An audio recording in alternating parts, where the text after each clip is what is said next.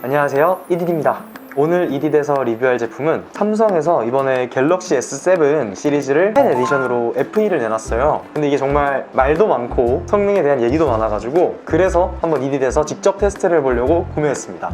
일단 박스 패키지만 보면 정말 좀 괜찮아 보는데 말이죠. 이게 CPU나 그리고 화면 주사율 때문에 좀 말이 많더라고요, 가격 대비. 그래서 한번 이거를 직접 긱벤치도 해보고 여러 가지 테스트도 해봐서 가성비 패드들이랑은 또 얼마나 차이가 나는지 한번 보도록 하겠습니다. 먼저 언박싱 해보도록 할게요.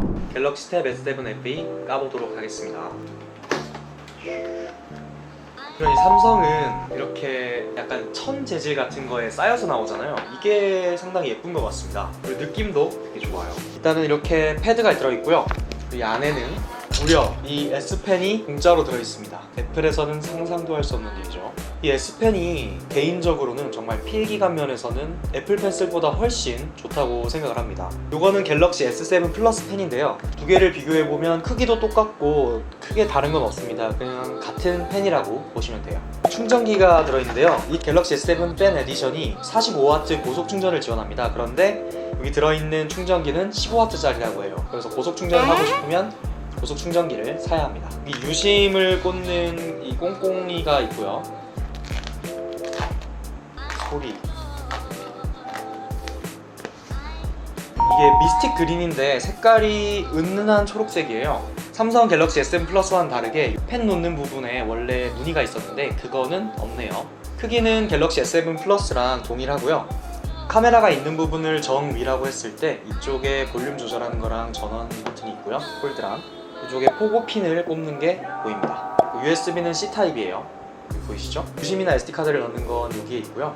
스피커는 쿼드는 아니고요, 스피커는 여기 하나, 이쪽에 하나랑 그리고 이쪽에 하나가 있어서 총 스피커는 2개입니다. 그리고 돌비 애트모스를 지원한다고 해요. 이거는 갤럭시 S7 플러스인데요, S7 플러스는 이렇게 쿼드 스피커죠. 스피커가 하나, 그리고 둘, 그리고 셋, 4개가 있어요. 크기를 비교해보면 완전 같습니다. 마이크의 위치가 아주 살짝 달라져 있고요. 그 외에는 위치가 달라진 건 아무것도 없습니다. 이 삼성 갤럭시 S7 FE의 가격은 77만 원이에요. 사양을 좀 많이 낮춘 에디션 치고 가격이 그렇게 낮은 편은 아닙니다. 갤럭시 S7 FE의 스펙을 말씀드리면요, 옥타코어입니다. 그리고 CPU는 스냅드래곤 750G가 들어갔어요. 그리고 램은 6기가고 롬은 128기가입니다. 무게는 스펙상으로는 608g이에요. 이게 직접 들어보면 갤럭시 S7 플러스랑 비교를 했을 때 일단 이거 먼저 들어보면요, 체감상으로는 크게 다를 거 없습니다. 근데 왜 갤럭시에 이게 FE가 더 무겁게 느껴지지? 배터리는 1090mAh입니다. 고속 충전인 45W 충전까지 지원을 하는데요, 해상도는 2560 x 1600이고요 좀 가로로 넓어서 그림을 그리거나 영화나 유튜브를 보기에, 넷플릭스를 보기에 화면 비율은 적당하다고 볼 수 있습니다. 갤럭시 S7 플러스와 비교를 안 할 수가 없는데요, 이렇게 뒤에 S펜을 넣는 위치가 이렇게 정확하게 그려져 있습니다. 나타나 있어요. 그래서 이거를 바로 여기다가 이렇게 끼워서 넣으면 돼요.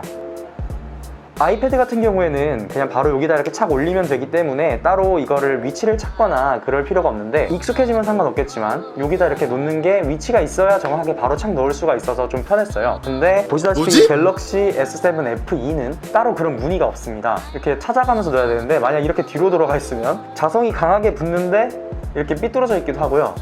그래서 이것도 조금 어느 정도 익숙해져야 위치를 찾는 게 좀 더 편해질 것 같습니다. 이 위치를 나타내는 건 좀 있었으면 좋았을 법도 한데 왜 이렇게 지원인지 모르겠네요. 이게 더 깔끔해서 그런가? 그리고 보시면 갤럭시 S7이랑 카메라가 조금 다르게 생겼어요. 후면 메인 카메라는 8.0메가픽셀이고요 그리고 전면 카메라는 5.0메가픽셀이 솔직히 태블릿에서 카메라를 크게 중요시 생각하진 않기 때문에 카메라 화소는 그냥 괜찮네 정도로만 생각하시면 될 것 같습니다. 이걸로 막 사진을 찍으러 이렇게 막 돌아다니거나 그러진 않으니까요. 긱벤치 점수를 한번 테스트 해보도록 하겠습니다. 벤치마크 테스트를 해보도록 할게요. 긱벤치 5 테스트가 끝났고요.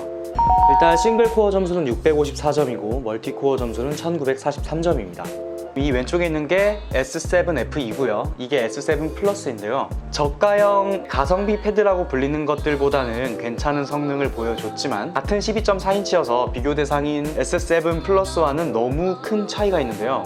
S7 플러스는 싱글 코어 점수가 965점이고 멀티코어 점수는 2973점입니다. 이렇게 보면은 멀티코어 점수는 거의 1000점 이상이 차이가 나고요. 싱글 코어 점수도 311점이 차이가 나네요. 확실히 가격 차이 때문에 그렇긴 하지만 S7 플러스랑 비교하기에는 좀 억지가 있지 않나 그런 생각이 듭니다. 3D 마크 점수를 한번 테스트해 보도록 하겠습니다. 보시면서 어떻게 부드럽게 이어지는지도 한번 체크해 보시면 좋을 것 같아요.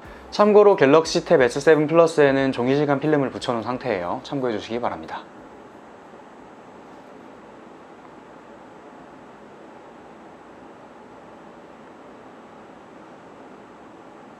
확실히 갤럭시 7 F2가 좀 버벅이는 모습을 보여주고 있습니다. 평균 프레임도 상당히 많이 차이가 나네요. 아래 가운데 수치 보이시죠? S7 플러스는 평균 프레임이 21 이렇게 가고 있는 반면에 F2는 지금 7.8, 6.5 막 이렇게 돌아다니고 있어요. 그래도 가성비 패드들에 비해서는 훨씬 화면이 부드럽다는 걸 알 수 있었습니다. 삼성 갤럭시 탭 S7 플러스의 3D 마크 점수는 4204점이고요.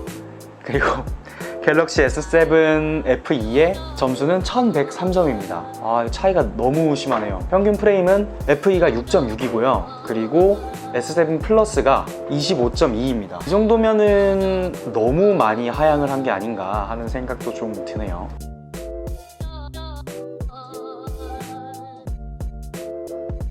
와일드라이프 익스트림 스트레스 테스트를 한번 해보도록 하겠습니다. 똑같이 갤럭시 S7 플러스도 와일드라이프 익스트림 스트레스 테스트를 진행해 보도록 할게요.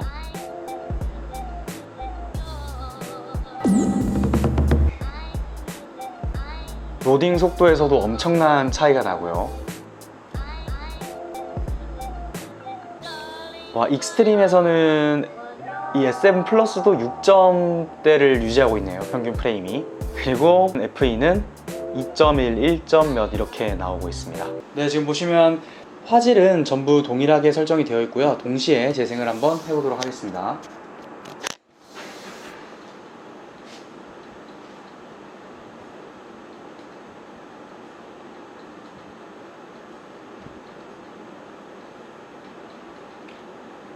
이게 최대 화질로 하니까 유튜브 영상이 버벅이네요. 인터넷 문제인가?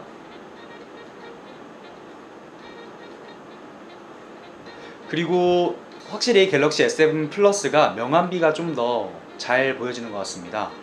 둘 다 최고 음량으로 해놨고요. 한번 음질 테스트를 해보도록 하겠습니다. 먼저 F2입니다.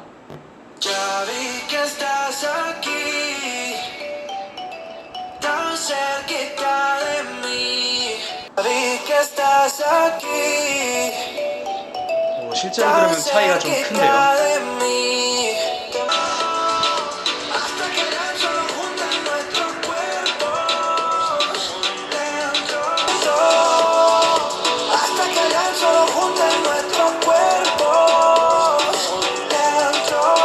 다음은 게임 테스트를 한번 해보도록 할게요. 배틀그라운드를 돌려보도록 하겠습니다.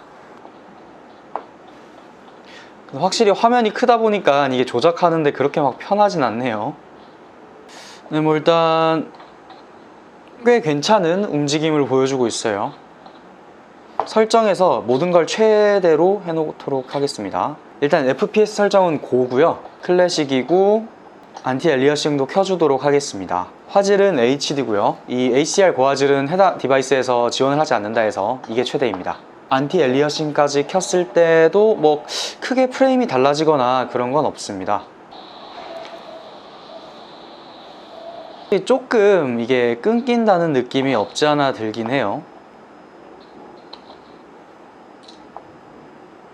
이런 거 주워주고, 확실히 가성비 패드로 샀던 것들과는 다르게 좀 이제 부드러운 모션이나 움직임을 보여주고 있습니다.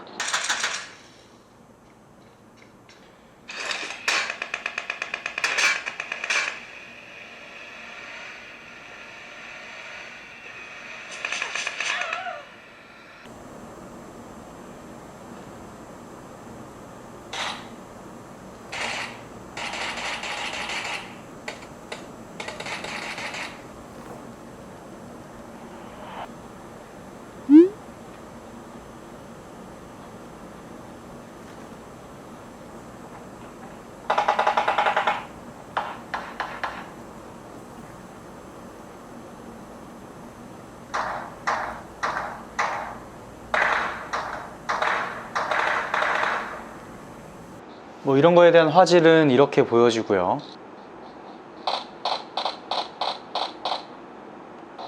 네, 빠른 속도로 갈 때도 맵에 대한 로딩이 그렇게 막 프레임이 엄청 떨어진다거나 그러진 않고 있어요.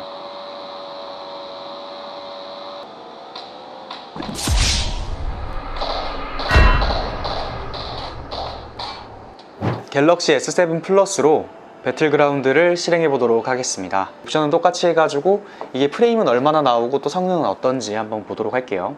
일단 지금 기본 옵션은 HD고 FPS는 고고요. 그리고 안티 엘리어싱 켜주도록 하겠습니다. 아까랑 같은 옵션일 때는 크게 다르지 않은 모습을 보여주고 있습니다. 조금은 프레임이 끊긴다는 느낌이 없지 않아 있긴 하네요. HDR 고화질로 하고 FPS 설정은 극한으로 한번 해보도록 할게요. 오히려 움직임이 부드러워졌습니다. 이게 어떻게 된 거지? 보시면은 아까 FE보다 훨씬 맵 로딩도 빠른 걸 볼 수가 있어요. 아까는 저게 좀 이제 깨지는 게 심했어요, 멀리서 보면. 근데 이거는 멀리서도 맵이 금방 다 완성이 돼 있었고 꽤 괜찮았습니다. 좀 더 게임할 맛이 난다고 해야 되나?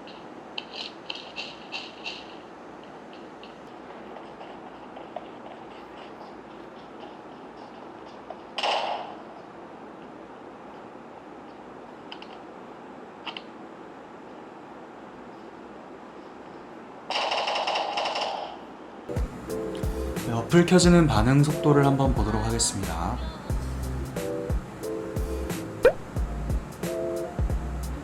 거의 다 바로바로 이렇게 따로 딜레이가 있다거나 그런 건 없고요. 화면을 이렇게 옆으로 넘길 때 이쪽으로 넘어갈 때 조금 버벅이는 게 없지 않아 있었는데 이것도 처음에만 그렇고 그 다음에는 좀 부드럽게 연결이 되는 것 같습니다. 웹 서핑을 할 때 보시면 이렇게 스크롤이 올라가는 속도는 이렇습니다. 이런 포스팅된 글, 사진이 많은 글을 볼 때는 로딩 속도가 조금 딜레이가 있긴 하지만 뭐 이거는 인터넷이랑 관련된 거기도 하고 대부분의 태블릿이 이 정도 속도인 것 같습니다. 약간 이렇게 왔다 갔다 하면 이게 화면으로는 잘 안 보이지만 육안으로 봤을 때는 조금 일렁이는 게 좀 있긴 있어요. 그래도 뭐 웹서핑을 하는데 전혀 불편한 건 없습니다. 분할로 사용해서 하게 되면은 아주 조금 이게 버벅이는 게 느껴집니다. 이게 화면상으로는 잘 안 보일 수도 있는데 화면이 넓으니까 멀티태스킹을 하는 데 있어서 좀 더 편안하고 쾌적한 건 있는 것 같습니다. 고성능의 뭐 예를 들어서 영상 편집을 하면서 또 영상을 본다 이러면 좀 많이 버벅일 수도 있겠지만 그 정도의 작업은 주로 태블릿에서 하진 않으니까요. 덱스 기능은 보시다시피 화면이 넓기 때문에 활용도가 더 높아진다는 거랑 가장 중요한 건 이렇게 여러 가지를 실행하고 있음에도 버벅이지 않느냐는 건데요. 한번 이렇게 다 실행해 보도록 할게요. 유튜브를 보면서 메일도 확인하고 여기서 또 이제 웹서핑을 하고 이게 주로 컴퓨터로 하는 거잖아요. 이제 유튜브로 음악을 듣거나 뭐 영상을 보면서 웹서핑도 하고 근데 확실히 조금 그냥 있을 때보단 화면이 버벅이는 게 느껴지긴 하는데요. 뭐 이 정도면 크게 불편할 정도는 아닙니다. 웹서핑에서 이 정도의 렉이 걸리고요. 유튜브를 보면서 그림을 그린다고 쳤을 때도 근데 이것도 뭐 무리 없이 잘 돌아가긴 합니다. 바로바로 이렇게 돼요. 전체적인 평을 말하자면 가성비 패드보다는 확연히 좋은 점을 보여주지만 고가 패드 갤럭시 S 시리즈 치고는 너무 하향된 옵션이었다는 생각이 듭니다. 딱 가성비와 고성능 패드의 중간에 위치해 있는 느낌인데 또 가격은 고성능 패드에 가까워서 굳이 이 제품을 그 가격을 주고 사야 할까 하는 생각도 들고요. 하다못해 와이파이 모델이 있었으면 정말 좋았을 텐데 LTE랑 5G 모델만 있는 것도 좀 아쉬웠습니다. 그래도 뭐 무난하게 쓰기엔 적당한 태블릿이라는 생각이 들어요. 영상 시청해주셔서 감사하고요. 이디스는 다음 영상으로 찾아오도록 하겠습니다. 안녕.